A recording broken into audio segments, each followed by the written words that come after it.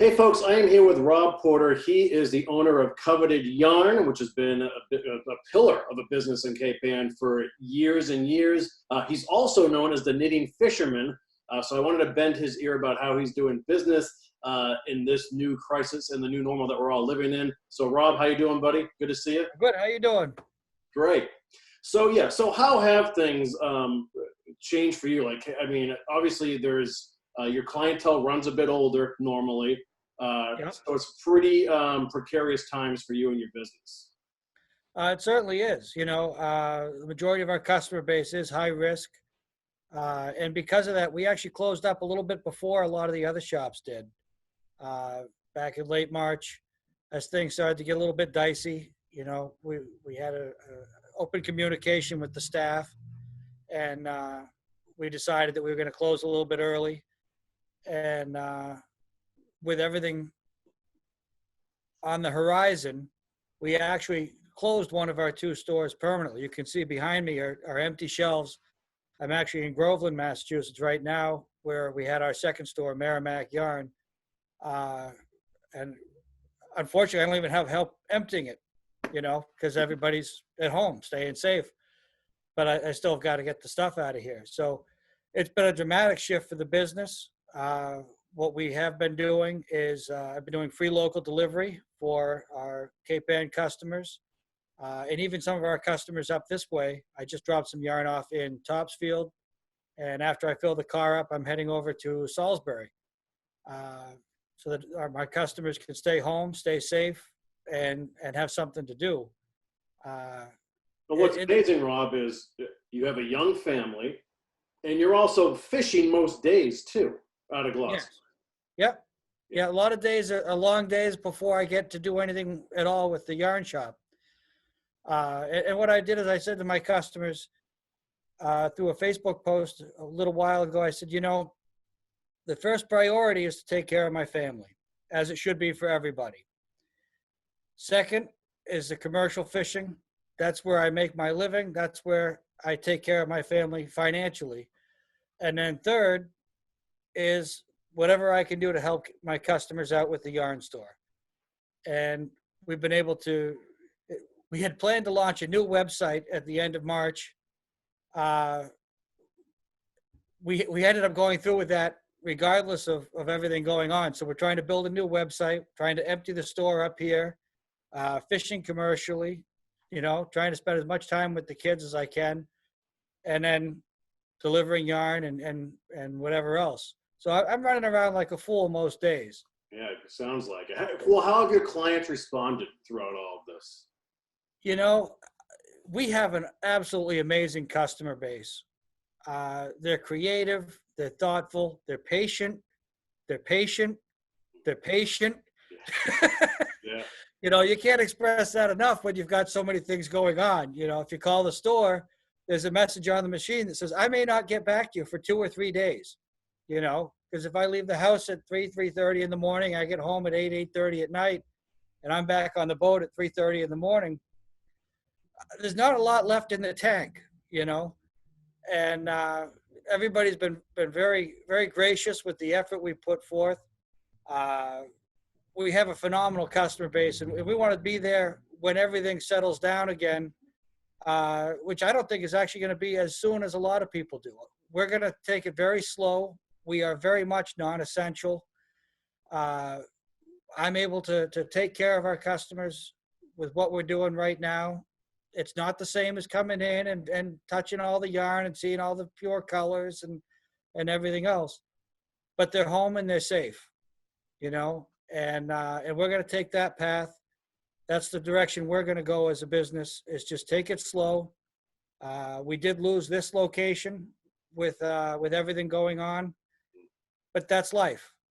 You know, we're going to be here tomorrow, not here, but in Gloucester, we're going to be able to keep the business going because we've made some difficult choices already. And it's nice to know that, but you're going to see a lot of stores like this one where there's empty shelves and a sad man or woman or couple or a family emptying it out. And, you know, keep in mind that when you have a small business like this, it's it's almost like a child. I'm not going to go into trying to tell you that a business is like a person in a lot of ways, but you put a lot into building your business and raising your business. And oftentimes you have to choose, okay, are we going to go do this, or am I going to cover payroll or make the rent or put some new product on the shelf?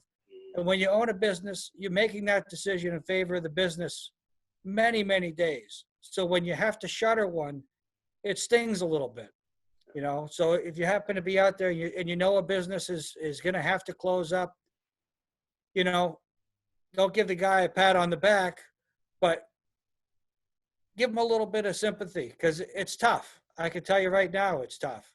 You know, so I've known you for a long time, but we've had a lot of conversations over the years. And the one thing that I've learned from my line of work in the past 9 to 10 years, running my own small businesses, people have no idea how precarious the situation is. Even the businesses that are like stalwarts in the community, and you think they're as on solid a foundation as possible, they are one illness away from shutting their doors, one pregnancy, a divorce, something unforeseen, you know, an act of God, whatever it is. Like, it's amazing. I think people would be shocked at the kind of businesses that might not be able to bounce back from this. You know, it's going to take everything being done differently. We're going to have to revisit how we handle payroll, how many customers we allow in the store, what products we carry, how we display them. You know, I was just talking to one of my employees earlier today. I mean, everybody's laid off, and I'm hoping I can bring everybody back. And that's my goal, is to be able to bring everybody back. I mean, my people up here have lost their jobs, and I can't speak highly enough about the employees I had up here in this store. And it's heartbreaking that I don't have a job for them to come back to. That's the hardest part for me, because you've known me a long time. I'm all about the people, and the people I've had up here, exemplary, you know. As the one thing I've heard from talking to other small business owners too is, you feel like you've made it when you write out a check for your first employee. Like, okay, you're my responsibility now. Here's a paycheck to get you going. And then the real gut punch is when you have to take that check away. Yeah.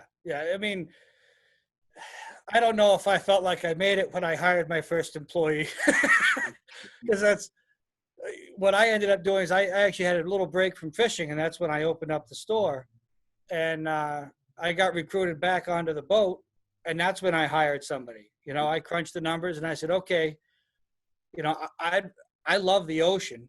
I get to be back on the ocean, and it makes sense to put somebody who understands the business in there. That I can't be there, and the business, you know, can grow a little bit. But when you do take that paycheck away, it's a very sad feeling. I don't know how to put it into words. Yeah. You know. Well, let's come back to how you're doing business now and how people can be supportive of you. And so for those who aren't familiar with you, you were a fisherman first, right? And then got into this business, and you didn't know anything about yarn or knitting or anything like that? Oh, no, nothing. I actually was a fisherman, and my wife and I started talking about kids, and I went and got a job at UPS, loading trucks, you know, Teamster. Good insurance, you know, you can't take that too lightly when you're talking about kids. Mm-hmm. And did that for a few years, worked my way into management, and then I thought I had another job lined up, and I left, and it didn't go the way I had planned. And then I found myself dramatically underemployed and looking for something to do, and my wife handed me a ball of yarn to sell on eBay. And I looked at her, I said, this is pretty string. Nobody's going to buy this stuff. And I sold it. And I sold it for a lot of money compared to what I thought it would sell for. And I called up the company, and I set up a wholesale account, and I started selling yarn on eBay. And then a little bit of time went by, and we launched our own website. And then we got too big for the house, and then we opened up the store on East Main Street in the old Bob's Clam Shack. Yeah. And then I learned how to knit. You know, it's not the standard progression for people who own yarn stores, But the passion is very similar to the passion I had for fishing. You know, when I walk into a fishing tackle store, nothing in that store is safe. It's just, that's just the way it is. I don't need it. Sometimes I don't even want it, and somehow it's in my car and I'm driving home with it. And that's the way yarn people are, because they're passionate about it. You know, they know the textures, they know the fibers, they know the spins of the yarn, they know the gauges, and they know what they want to do, and they know how to get there. Or if they don't, we help them figure it out now. But there was a lot to learn, and I learned it. Still learning. I'd be lying if I said that I knew much. Yeah. Okay, so let's circle back to Coveted Yarn and how people can be supportive of your business these days. Well, stay safe. That's the first thing you can do. You're of no use to me if you get yourself killed. All right. That's it, right? So stay safe. We're not going to reopen quickly, but like I said earlier, we are doing free local deliveries. People can order through our website, covetedyarn.com. It's a new website. We're adding product to it all the time. We have a lot of product left to add. I have 2 stores now that I'm squishing into 1 store. We have a lot of stuff on sale. You know, place an order, and if it's on Cape Ann or in an area that I can get to, I'll deliver it. I'll refund the shipping charges after the fact. And you know, it's like the yarn fairy comes. It's poof, there's yarn on your doorstep. People are loving it. I've had some people order 3 or 4 times already. They can't get enough of just yarn arriving at their house, you know. And sometimes when you make an order, you might get a free fillet or 2 as well. Well, you know, I'm not going to promise anything like that. You know, we've got to sell a lot of our fish to pay the bills. Yeah. But you know, I have thought about something like that. But that's a whole nother venture that might come of all this. Yeah. But yeah, people can place an order through the website. You can call the store. You can email. There's a contact us form on the website. If you don't see what you're looking for, a lot of our companies are still shipping. So I'm special ordering for people. You know, in a lot of ways, it's like everything is hunky dory. It's just that you can't come in, and if you try and come in, I won't let you in, because I'm no use to you guys if I'm dead. So, you know, and the chances are slim. I understand all that, but right now we're playing it safe. You know, and it's all no hands. So I leave it at the door. I knock on the door, I ring the doorbell, and I run away. Put my mask on. Just like when we were kids. Yeah, you know, like, you know, ding dong, woo! You know, it's except now they want me to do it. You know, so it's good. Well, stay well, brother, and keep slugging away. And hopefully there's some sort of pivot point here for the positive in the near future, you know? Well, you know, I'm trying to not even look at it like it's a super negative thing. It's just a thing, you know, and we have to adapt to it. And some people won't be able to, and some people will be able to. The trick is to be able to, you know, and that's sort of what I gathered from the whole message in the bottle thing. Is it takes a little bit of creativity to make something happen now. And, you know, it's no different. If you take away the virus, it's no different from any other negative aspect that hits an economy. You know, some people figure it out. Some people don't. You want to be in the column that figures it out. You know, some people will thrive with what's going on. And that's just the nature of it. That's how everything evolves. So, you know, it's unfortunate. Things are going to be different, but maybe some good will come of it in the long run. Well, we'll be in touch, and let's follow up soon just to see how things are going. And hopefully we have some good news to share with each other sooner than later. Well, you know, it's just nice to see a friendly face. Yeah. When it's not frozen. Yeah. Right. All right, man. We'll be in touch, Rob. Take care, buddy. Have a good one. You too. Yep. Bye.